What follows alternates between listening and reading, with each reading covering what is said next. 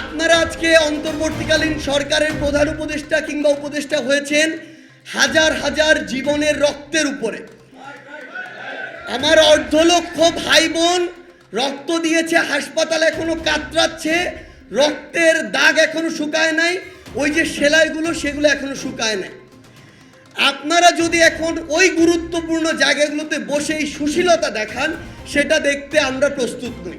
যাদের বিরুদ্ধে এই প্রত্যক্ষ প্রমাণগুলো রয়েছে, ডকুমেন্টগুলো রয়েছে, তাদের বিরুদ্ধে অবশ্যই এই ব্যবস্থাটি নিতে হবে। যারা প্রত্যক্ষ এবং পরোক্ষভাবে ওই সরকারকে, ফ্যাসিস্ট আওয়ামী লীগকে সহযোগিতা করেছে, তাদের বিরুদ্ধে যে ব্যবস্থা নেয়ার, সেই ব্যবস্থা এই অন্তর্বর্তীকালীন সরকারকে তাদের সময়ে শেষ করতে হবে।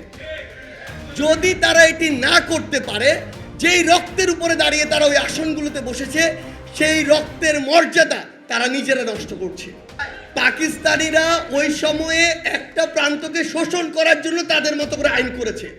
সে আইন দিয়ে 2024 সালে আজকে আমি কেন চলবো? এখন স্পষ্ট কথা, শুধুমাত্র সশস্ত্র বাহিনীতে নয়, বাংলাদেশের প্রত্যেকটি জায়গায় যে কালো হাতগুলোর কারণে, ফ্যাসিস্ট তৈরি করার কারণে, এই যে সংবিধান থেকে শুরু করে এই ফ্যাসিস্টের কালো হাতগুলো প্রত্যেকটি জায়গায় যে আইনগুলো করে রেখেছিল, সে আইনগুলো সমূলে উৎপাটন করতে হবে এবং করার জন্য উপযুক্ত সময় এটাই।